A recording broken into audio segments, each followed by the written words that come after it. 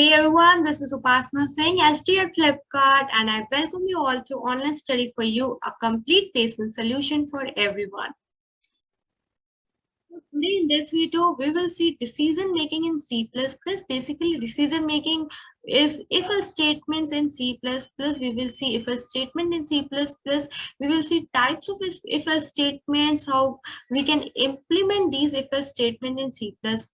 At last, we will also see jump statements in C++. So make sure to watch this video till end so that you get well versed with theory as well as implementation part of C++ decision making.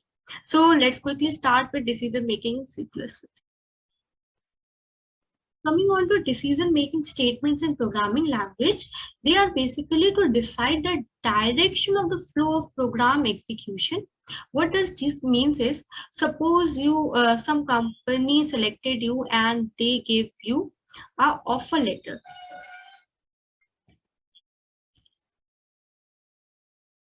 Coming on to decision-making statements in C++, basically they are to decide the direction of flow of program execution. Here, what does this mean is, suppose if I'll take a direction 1, then I'll go in this direction, else I will go in this direction. So my decision making is affecting the direction of flow of program execution. This is what does decision making statements do. Let's take one more real world example to understand this better. Suppose some company gives you an offer letter. Now you have a choice to either accept or to reject, and this decision making will decide whether you will go in this company or not. So your decision making helps you to decide the direction where you will go. Same happens in programming languages as well. In C++, to perform this, we have various statements available, and so first we have if-else statements, and if in if-else statement we have first of all have if statement, then if-else statement, then nested ifs, then we have if else if ladder as well. Apart from if-else statement, we have switch statements as well, and at last we have jump statement. These are something different which will discuss later. We will also discuss switch statements later. First of all, let's see the implementation of if else statement, because implementing these statements will give you a better understanding, and this will be a better way, I guess, to understand these statements well. So let's move on to our coding environment. Let's start with if statement, and in if statement we have this syntax. This is a syntax of if statement. So first of all, what we have in this is, we have if, then inside it we write the condition. Condition can be anything, it can be less than 5 or anything. Now if this condition gets true, then we will execute all those things which will be inside this if statement, and the block of this statement is decided with the help of this curly braces. Like inside this, whatever you will write will be executed if condition gets true. So this is all about if statement. Let's take an example. Suppose I write if a is less than 5, then what I want to execute is say out I got if statements. So this is how you can execute if statements. And this is all about if statements. Now let's move on to the next statement, that is if else statement. In if else, like here, what was the thing? Like we have only for the what happens if the condition is true. But now what's the case? I also have something to execute if the condition gets false. So here we have, for that we have if condition is true, then execute all these things inside this area. But what if the condition gets false? Then else, we have else for that. If the condition gets false, then you execute this. So if the condition is true, then execute this. Else, if the condition is false, then execute this. So this is if else statement. Here we have something for both the if and else part, something for both when the condition is true or the condition is false. So it is for if else statement. Now let's move on to the nested ifs. On to nested ifs. In nested if, what happens is, if we have so many conditions, like in 12th, what we have, if we pass our exam, then we can go to college. But and then after, what the condition is, after passing, if I get 90%, then I can get a good college. So we have condition inside condition. First, passing condition should be passed, and then inside it my 90% condition should be passed, then only I can get a good college. So this is how we have some scenarios where we have condition inside condition. So for that scenarios, what we have, if condition 1 is true, then check for condition 2 and then execute my something.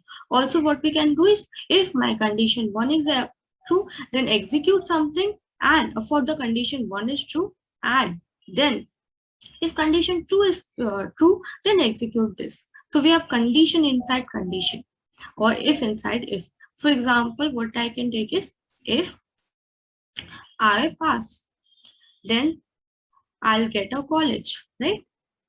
I'll get a college. But if I get 90%, then I'll get a good college.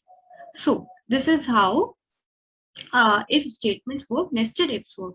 So I hope this is also clear. Now let's move on to the if-else ladder statement. In if-else ladder statement, we have so many if-else. Like here, if condition is true, then statement 1 will be printed. Else we have another condition. We will check for another condition, and if that condition is true, then that condition will be if that condition is true, then that statement inside will be printed. But if that also is not true, then it will check for another else and another condition for it. And at last, what will be, if all the condition gets true, then we'll be having one last else, and everything inside this will be printed.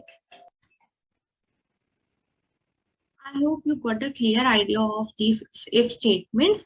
Now let's move on to the implementation part, and there we will understand much more better, in a more better way, because implementation will give you a better idea how these all works. So let's move on to our implementation part. So now we are on a coding area, and here what we need to do, we need to implement if, then if else, then a nested ifs, and at last we will see the if else ladder. So let's start with this structure of program first, and I'm including hash include iostream, and then I'm using namespace standard, and after that I'm writing int main, and that's my structure is ready here. Starting with if statements, I'm writing int a equals to 5. I'm taking an variable int a equals to 5. Now I'll check if this variable is less than 10 or not. And if it is less than 10, then inside if I will print I am inside if. Okay, let's execute it. Let's see what's the output.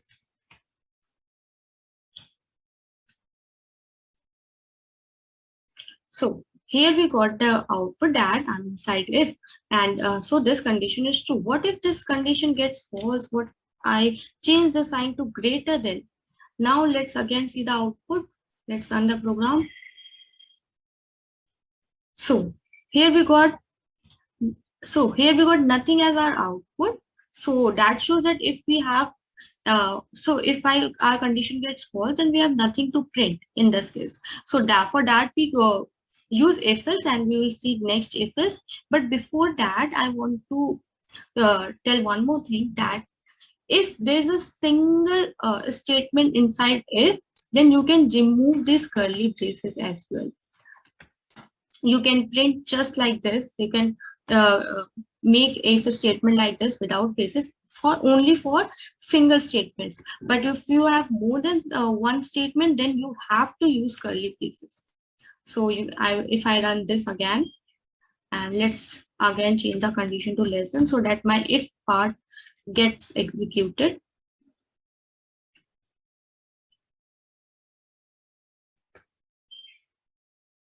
So here we got the output. I'm inside if.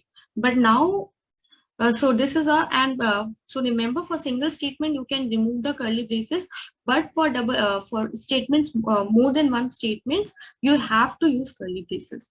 Now let's quickly move on to if else part. So for if else part, I'm commenting out the above things.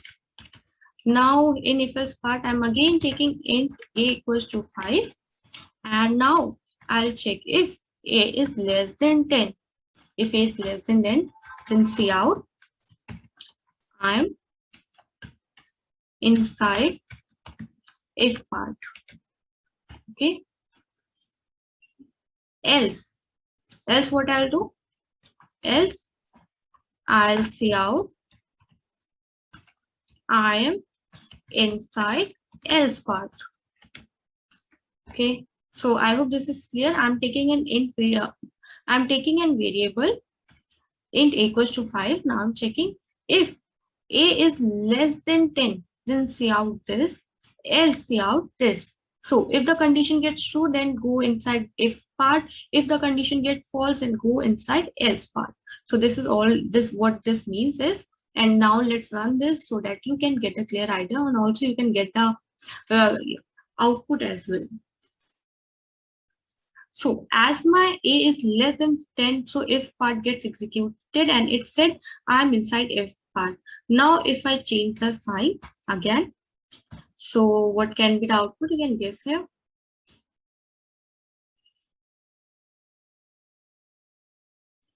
Now I got the output, I'm inside the else part. So this is how things are changing. Now we have something for both if the condition gets true and if the condition gets false. Similar to above, if we have one statement, then we can remove these curly braces from else parts. And if we have one statement if, then we can remove the if curly braces of if part. And if we have one statement in else, then we can remove the curly braces of else part. And similarly, if we have single statements at both in both if else, then we can remove the curly braces of both. So this is about if else. Now what we were having was nested if, right? Nested if. So nested if is if inside if. Let's comment out the above thing, and let's again take an example in a equals to 5. Right now I'll check if a is less than 10, then inside it I'll see out I am inside first if, right? I'm inside first if. Now I'll again check if a equals to 5. I exactly want a to be equals to 5. Then then what I'll see out? I'll see out I am inside second if, right? So this is what this program is. So in this, what I'm doing, I took int equals to 5, then I checked out if a is less than 10, then print I'm inside first if. Then I'm again checking something. I have my condition true that if a is exactly equals to 5, then see out that I'm in second if. So here I have the condition 1, and if the condition 1 gets true, then it will get inside this. Then it will get into this, else it will come out, and nothing will be happen from here. And so here what I have is I'm checking my first condition, and then if this first condition gets true, then inside that I'm having one more if, and I'm checking if a equals to 5. That I'm checking for my second condition. So this is for nested if. Let's run this program and let's see the output. You can guess the output as well. So here I got I'm inside first if, I'm inside second if. I got both the things. I'm including endl so that things get clear. Now after this, what I have is, I hope this is pretty clear to you all.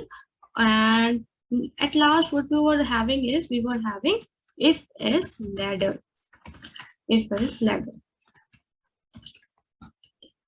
If else ladder. Let's see for this also. I'm again commenting out the above thing. And now let's see about if else ladder. In if else ladder, I'm taking is I'm again taking int equals to 5, and in this I'm checking if a is greater than 10, then cout I am in first if and end line. Else I'm having second if, that else if a is less than 10, then cout I am in else if part. Okay, else I'm again having if is not equals to 0 or anything I want to, I will go inside cout I am in second else if part. So can you guess the output of this? Also at last I am having else if nothing is true. If nothing is true, then cout I am at else. I'm at else. So I hope this is all clear to you. So in this program, what we are doing is I took a variable a equals to 5 of type int. Then I'm checking if a is greater than 10. A is greater than 10, then cout is else. If my a is less than 10, then cout is else. If is not equals to 0, then print this. Else if nothing is true, then print this. So let's run this program.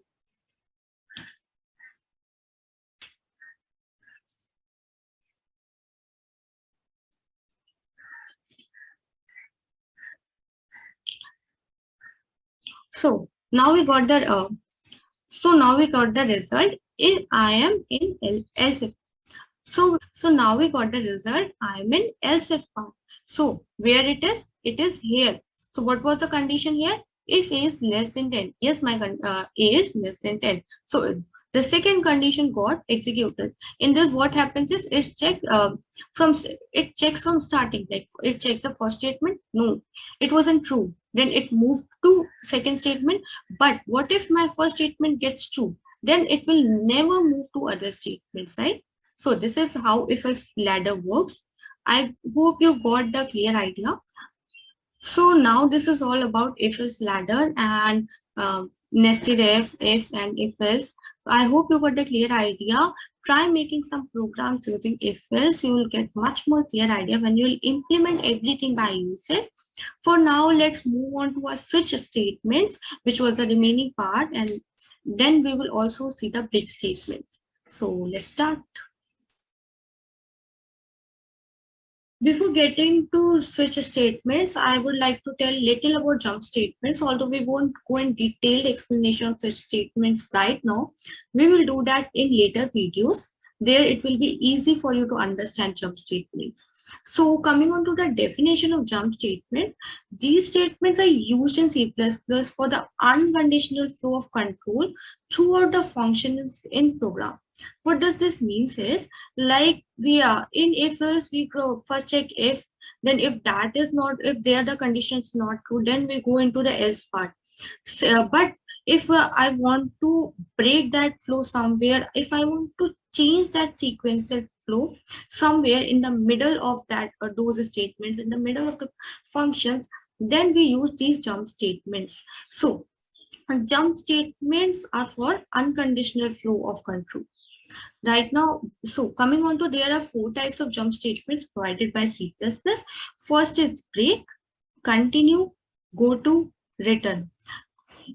Break we will use in switch statements as well. Break is used to break the control, break the flow. Breaks are used to break the flow of the program. We will see how this happens in switch, and later we will also go into deep of break, continue, go to, and return.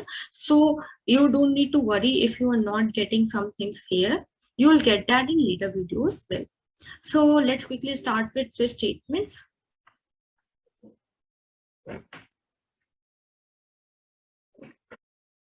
Coming on to switch statements, think of the scenario where I have to do things according to the day of the week. For example, if today is Monday, then do this. Else, if today is Tuesday, then do this.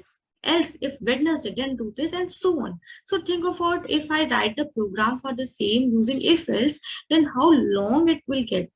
So to avoid that long if statements, we have a substitute for that in the form of switch statements. So let's understand switch statements here. This is the syntax of switch statement. Here we give our condition, and then we check our condition on different cases, like whether if we want this, if they're here, and these cases are integral values. Like if case one means is if n equals to 1, then execute this. If case 2 is if case 2 in case 2, if n equals to 2, then execute this. Else, if nothing is true, then we can include one default also, and we then if nothing gets true, then that default will get executed. Also here, one point to remember, default is not a necessary part of switch. We can exclude it. Also coming on to this break statement, what do is, suppose my n was equals to 1. Suppose my n equals to 1, then this case 1 will get executed, right? This gets 2. So from here, if I won't include this break, then from here it will go to this case, and it will check for all the cases. But if my one case gets executed, then what I want is to break, to get out of the switch statement. Here what breaks helps me to get out of this block, out of this switch. So what break does is, break helps to get out of any block. We use break. So we will discuss about break in detail in another videos as well. Right now, for this switch statement, just consider break is used to get out of that switch statement if that case gets true, or that case gets executed. So that was all about switch. Let's implement it so that we can get a better idea of implementation. Let's quickly implement a program for switch statement. I'm again making my structure of my program using namespace, standard, then int main, then inside that I'll return 0. So that's all for the structure of program. Let's get to the main thing, which is switch statement. So for that, I'm taking int n equals to 5. Now I'll write what the syntax. Syntax is switch n, and when n will get 4, like switch. For the condition, I'm getting what I'm giving, n equals to 4. So n should be equals to 4. Then for case 1, I'm writing case 1, and here I can write cout n is 1, and then I'm writing break for the same, and then I'm writing case 2, that is cout n is 2. Similarly, I'm writing for the case 3 and case 4. So case 3 is cout n is 3. Now then I'm writing again break, and then for last, that is final case 4, is cout n is 4. And at last, here I'm again putting up the break, and at last I'm writing my default, that is cout. I have nothing in n, right? So this is my program. Let's run this program and see the output for the same. You can guess the output as well.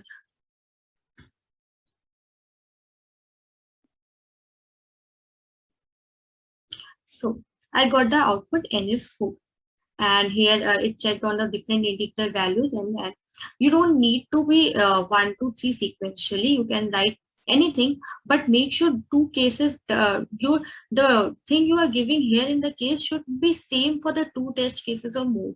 It should be always a unique value in every test case. I can remove this default as well, and let's see what if I remove my break here, so that you can get a clear idea.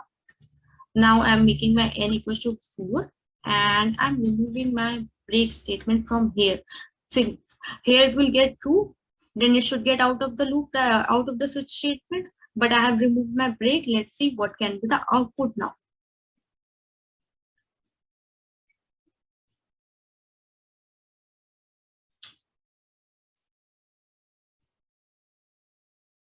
So here we got the output. N is 1, N is 2, and then it got out of the switch statement. So now you got, even if the case gets true and if you won't use break, then it will run for other cases, and it will run for all, it will run everything then.